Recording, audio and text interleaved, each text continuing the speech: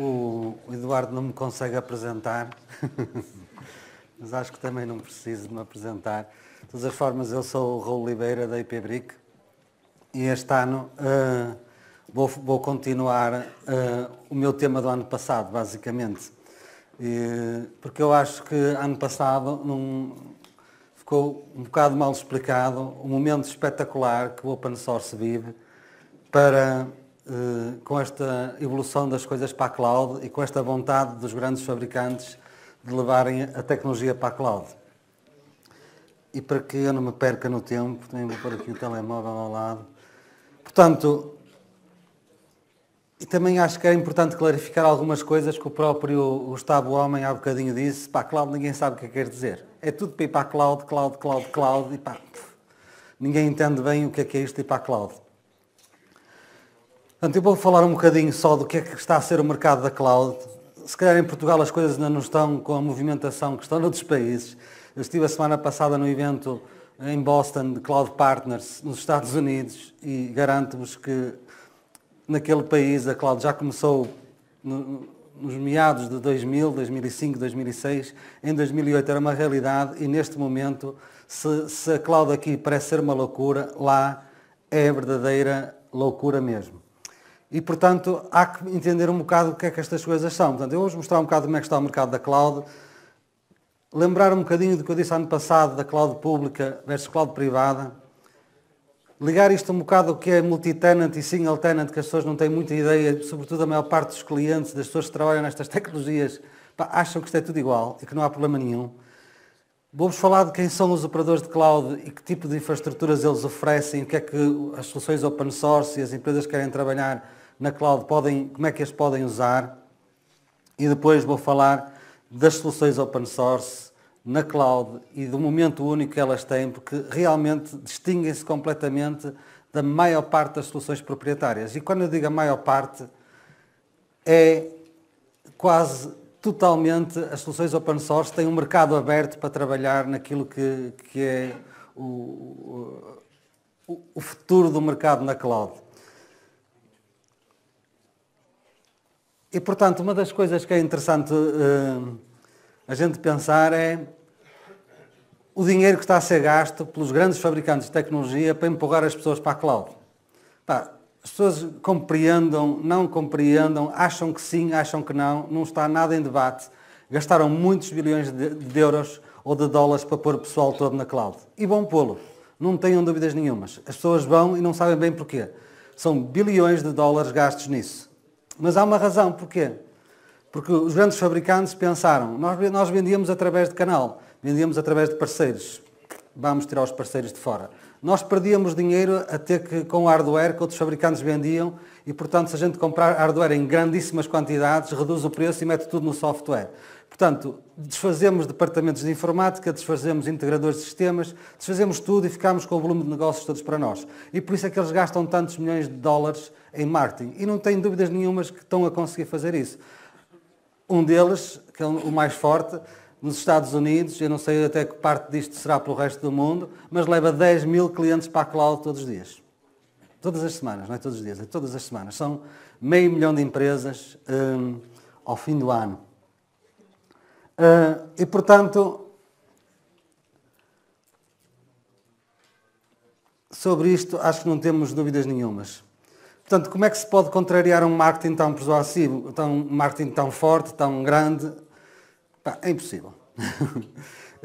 E depois ainda soube coisas do género. Eu tentava falar para um cliente, a gente apresentar-lhe uma solução para vender, para instalar nas instalações dele, e ele disse, não quero ir para a cloud que é mais barato. Eu faço as minhas contas e disse, puxa, este tipo é maluco. Ele nos primeiros meses já tinha amortizado a solução toda, nossa, e vai para a cloud e está a pagar 3 vezes mais caro ou 4 vezes mais caro em meio de anos. Como é que é possível? Vamos também para a cloud. E oferecemos uma solução na cloud. Conclusão, acabámos por ganhar mais dinheiro também. Tivemos que reduzir ao preço da solução proprietária, metemos uma solução na cloud e também ganhamos mais dinheiro. E o que é que eu digo? Acho que este mundo está louco, mas se é para ir para a cloud, vamos todos para a cloud. Não há problema nenhum, porque isto virou definitivamente uma coisa que é impossível combater. Quer faça sentido, quer não faça sentido. E, portanto, quem não vai para a cloud é um dinossauro mesmo. E o problema aqui está até na administração pública, que começa também a pensar em ir para a cloud de uma forma sem ser pensada, com medo que sejam considerados antiquados. E os políticos também. Tudo para a cloud, tudo para a cloud. Não percebem onde é que está a origem de empurrar as pessoas para a cloud. Mas seja como for, vamos fazer como eles. Nós também vamos para a cloud e eu acho que as soluções open source, neste momento, é o grande momento delas a irem para a cloud. E, portanto, aqui o problema é saber como operar na cloud. Porque operar na cloud sem a gente pensar não é fácil. E o que eu tenho visto aí na maior parte do mercado é que as pessoas não sabem operar na cloud. Os grandes fabricantes prepararam-se, montaram uma infraestrutura, montaram departamentos comerciais, montaram tudo e sabem operar na cloud. E a gente do open source anda aí um bocado perdida. Mas se aprenderem, rapidamente passam a ter uma vantagem competitiva para trabalhar na cloud. E, portanto, o que é que existe hoje na cloud? A maior parte das soluções que estão à venda, proprietárias, para trabalhar na cloud, são para trabalhar na cloud pública.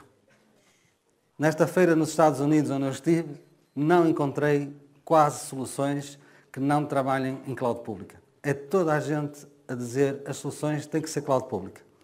O que é que isto quer dizer? São soluções multi-tenant, soluções que são partilhadas. Não pertencem à organização que a está a usar. O fabricante tem ali uma infraestrutura, tem ali um conjunto de aplicações, as pessoas têm que partilhar aquilo. Estranhamente, está tudo na cloud, ou tudo a dizer que é para ir para a cloud. Não está tudo na cloud, está toda a gente a dizer que temos que ir para a cloud. Toda a gente a dizer que tem que ir para a cloud pública. Toda a gente a dizer que temos que partilhar tudo com os outros. E um estudo recente nos Estados Unidos pergunta quem é que não foi para a cloud?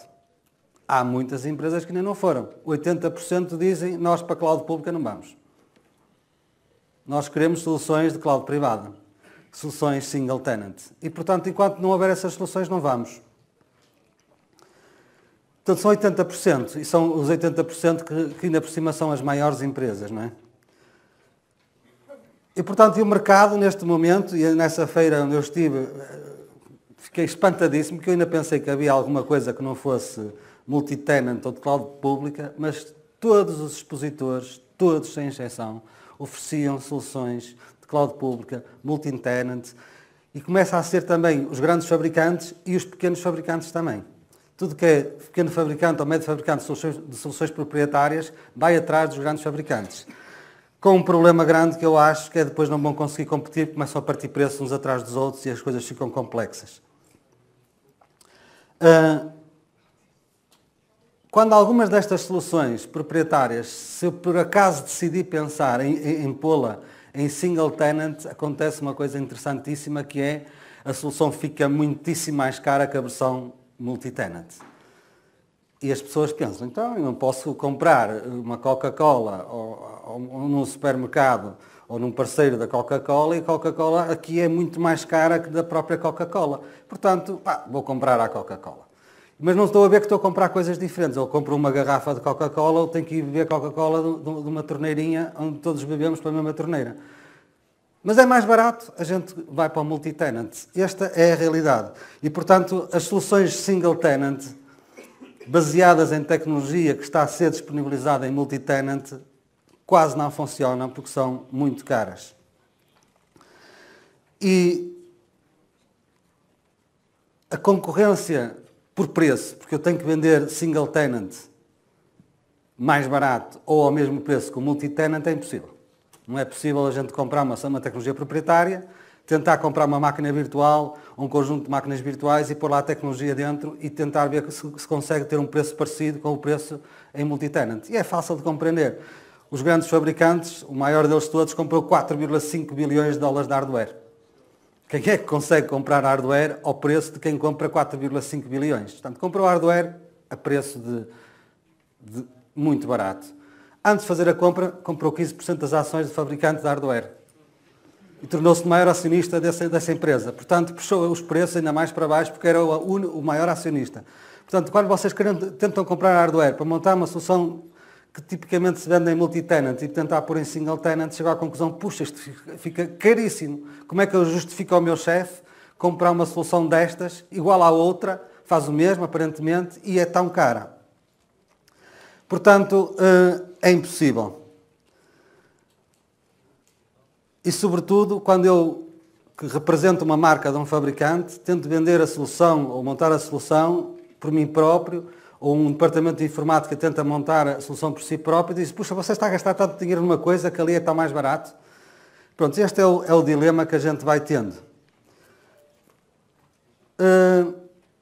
Relembrar porque é que aqueles 80% dizem que não vão para a cloud se não houver soluções single tenant e em cloud privada. Tem tudo a ver com a privacidade, com a propriedade da informação, porque enquanto a maior parte não quer saber onde é que estão os seus dados, onde é que eles andam, alguns querem. E as grandes empresas querem. A mesma coisa que a privacidade. Uma pessoa pegar e comunicar e guardar informação confidencial e não saber quem é que está a aceder a ela, não faz sentido nenhum. Portanto, estas três coisas que o ano passado abordei bem, quem quiser ler sobre elas pode pegar na apresentação do ano passado, são eixos muito importantes para estas empresas que não querem ir para a cloud pública nem para soluções multi-tenant. Ao nível da segurança, só aqui coisas engraçadas. Agora aconteceu que aí um grande fornecedor parou durante um dia ou dois. Porque é que para? Porque obviamente quando ali tem milhares de clientes lá ligados, aquilo é um gozo tremendo a gente atacar aquilo. Se eu quiser gastar dinheiro para atacar, eu prefiro atacar onde há muita gente quando não há ninguém, não é? Não vou tentar assaltar um tipo no meio do Alentejo. Eu, se quiser assaltar tipos, vou para Lisboa. Não vou agora para o Alentejo tentar encontrar gente para assaltar. E aqui é a mesma coisa, a cloud pública é a mesma coisa. Está ali muita gente, vamos atacar ali, que ali é que está. E, portanto, quando a gente tem as nossas soluções separadas por todo o lado, temos muito menos probabilidade de ser atacados com facilidade. Portanto, se querem razões porque é que as pessoas querem cloud privada, ou as grandes empresas vão querer cloud privada. E porque é que as pessoas querem cloud pública? Pois é a questão do porquinho, não é? Pôr lá o meu dinheirinho, poupar e não sei o quê. Eu compreendo, porque as pessoas pagam por pessoa. Se a empresa for muito pequenina, se formos 2 ou 3, porque é que a gente está a mandar coisas que são caras? O pago por uso também é importante e se calhar haverá mais alguma razão para as pessoas ainda conseguirem justificar irem para a cloud pública. Mas eu acho que isto se resume mesmo a este ecossistema de empresas muito pequenas, com poucas pessoas e que estão a começar a operar. Não estou a ver que no futuro as pessoas optem por isto com facilidade. Vou voltar a repetir, cloud pública tem a ver com soluções multi-tenant, tem a ver com partilha de infraestrutura, de aplicações, de recursos com outras empresas, tudo ao mesmo tempo. E a cloud privada, single tenant. E eu, ano passado, quando ouço falar destas coisas, as pessoas não ligam muito a estas palavras. Eu decidi, é preciso ligar o que é público com multi-tenant, que a gente ouve falar e não percebe muito bem o que é que isto quer dizer. Portanto, estes slides pretendem clarificar estas diferenças. Portanto, eu vou repetir. Quando a gente está a usar multi-tenant, partilha a mesma infraestrutura, partilha os sistemas operativos, partilha as aplicações. Quando está em single tenant, a infraestrutura é minha, a VM é só minha, a máquina virtual, ou se for um bare metal server que eu comprei, o que aluguei, ele é meu, o que lá está dentro é só gerido por mim ou controlado por mim, ou pelo meu parceiro, ou por alguém que me ajuda a trabalhar, ou pelo meu departamento de informática. Há um sistema operativo por VM ou por BMET, ou por servidor, se for um servidor físico que eu estou a comprar, em aluguer, na cloud, obviamente, e as aplicações também são minhas. O que lá está dentro da aplicação, os dados, a informação, o conhecimento é só meu. Porque depois de ter uma empresa a partilhar a informação no mesmo servidor, a ver a facilidade com que os hackers conseguem entrar nos sistemas, vocês não tenham dúvidas que eu, se souber que a vossa aplicação está ali, eu também lá vou comprar uma aplicação. Para passar por dentro para a vossa aplicação e vos sacar os dados. Não é muito difícil imaginar coisas deste género. Esta é a figura que acho que resume aquilo que eu tenho estado a dizer até agora. Eu não sei quantos de vocês têm carro e quantos de vocês andam de autocarro, mas o que me parece que estes grandes fabricantes fizeram na cabeça das pessoas foi dizer, a partir de hoje, quem anda de carro é parvalhão. E andem todos de autocarro. Tudo de autocarro. Tens carro? Quem é que não tem carro? Eu acho que as pessoas devem andar a transportes públicos. Eu ando muitas vezes, quando preciso. Para certas coisas, de carro não dá, vou de transporte público. Mas ninguém me convença que um transporte público é melhor que um carro próprio. Que eu vou para onde quero, quando quero. Não sei se tem estação, ou se tem metro, ou se tem não sei o quê. Posso ir onde quero, a hora que quero. O que estão a convencer as empresas é que todas têm que andar de autocarro. Tudo a monte, quando os autocarros estiverem super lotados, ainda melhor. É claro que quando um autocarro param todos, que é uma coisa democrática, não é? Outro dia parou o Skype, ninguém tem comunicações. Espetacular democracia. Quando para é para todos, nem que eu não queira. Pronto, isto acho que é uma coisa que ninguém pensa. É que estão-nos a convencer que, para já, que não devemos ter carro. E segundo, que também não deve haver fábricas de carros. Só há fábricas de autocarros e toda a gente tem que andar de autocarro. A parte seguinte da minha apresentação, terminando esta explicação do que é que era cloud, mercado da cloud, privado versus público, single tenant versus multi-tenant, mas afinal a cloud, quem é que está na cloud a operar e como é que as pessoas podem pôr soluções na cloud? Só podemos comprar aos grandes fabricantes soluções deles e mais nada? Calma, não é bem assim. Há no mercado montanhas de soluções. E já agora, se me perguntarem, mas faz sentido a gente montar o nosso data center? Acho que não.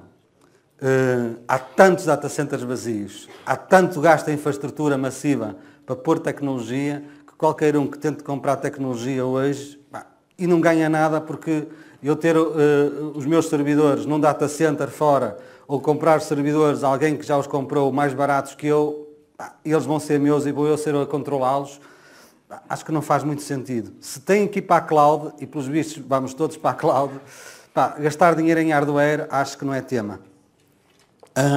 Existem demasiados data centers, as opções para comprar VMs, servidores bare metal, que é um servidor bare metal? O servidor é todo meu e aquilo vou online e decido comprar um servidor e o tipo tira um servidor da prateleira, esse é seu, tem aqui o IP, faz a provisão do servidor para mim e o preço do servidor provavelmente é mais barato que eu tentar fazer a mesma coisa de o comprar e pô-lo ao data center e fazer um conjunto de coisas do género.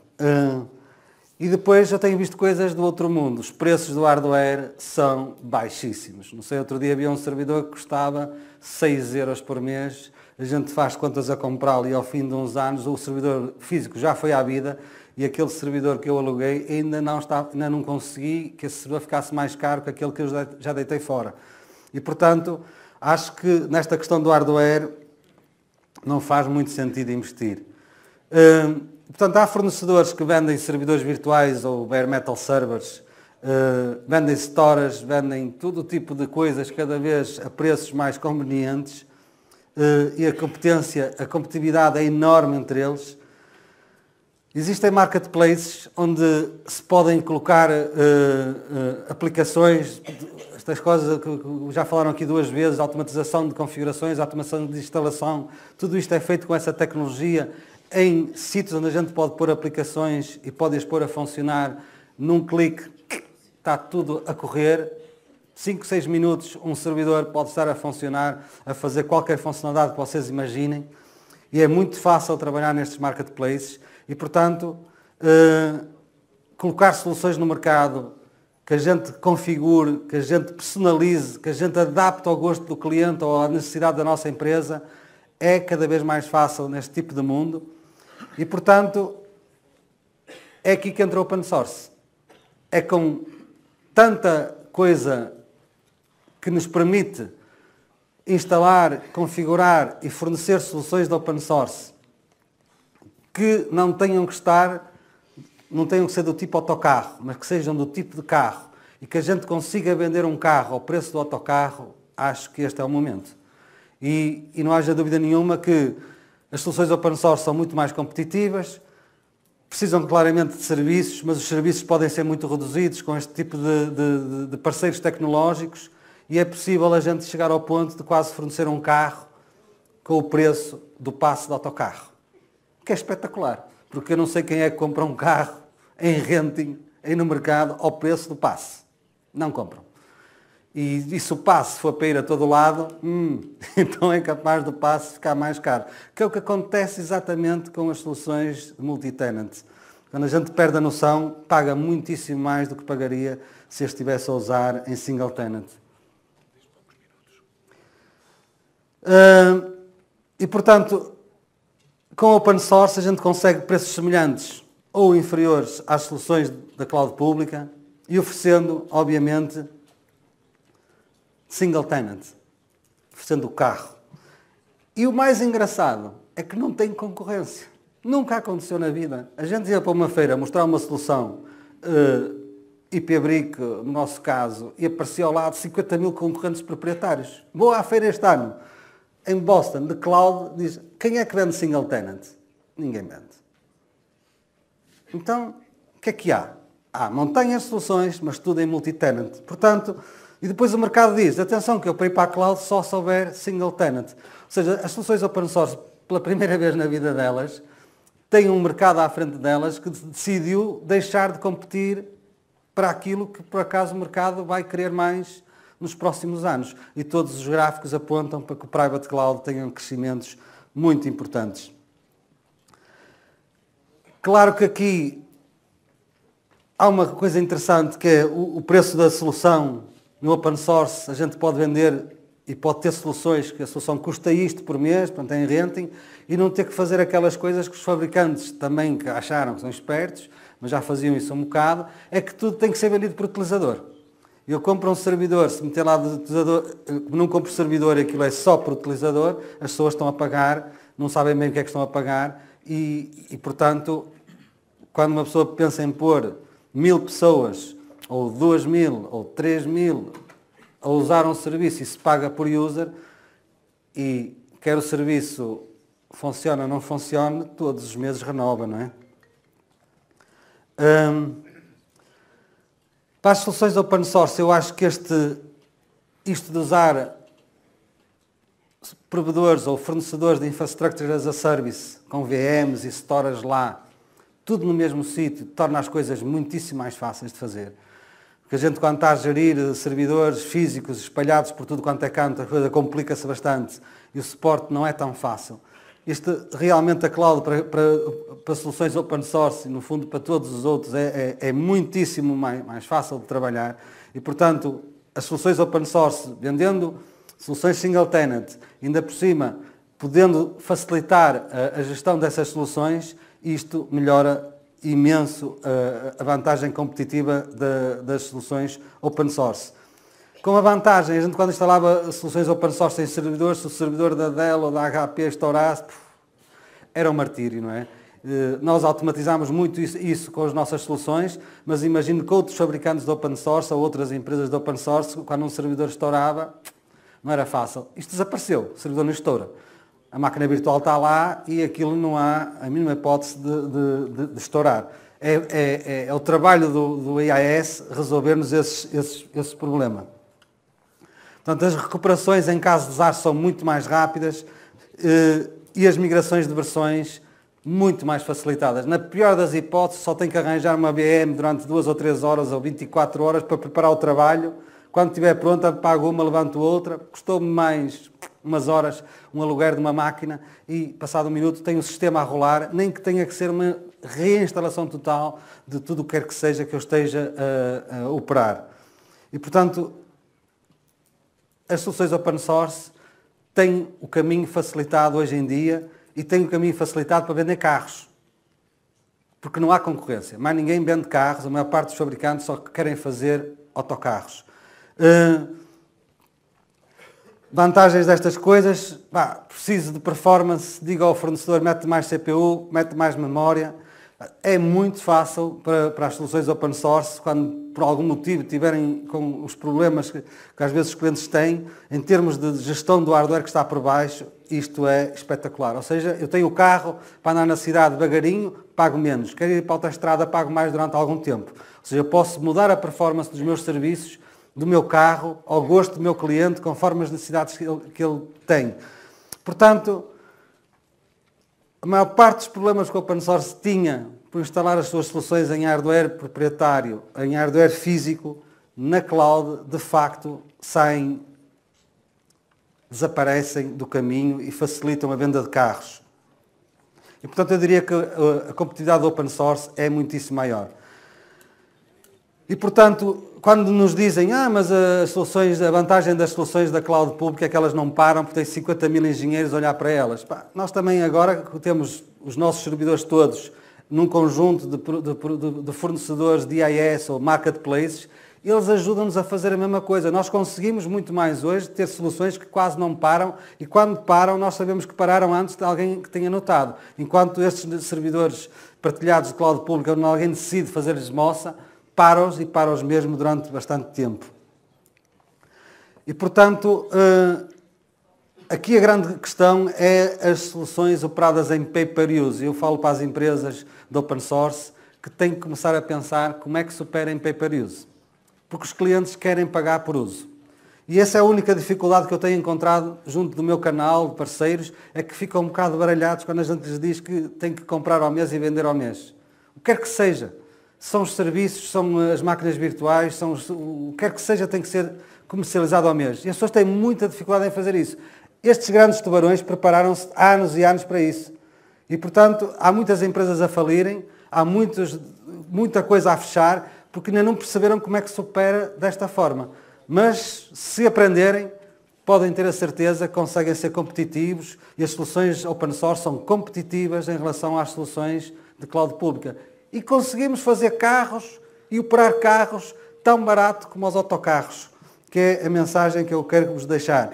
Este é um exemplo de uma solução IP-Brick no marketplace da IBM. Isto é uma central telefónica, uma central de comunicações unificadas, que faz tudo o que a IP-Brick sempre fez.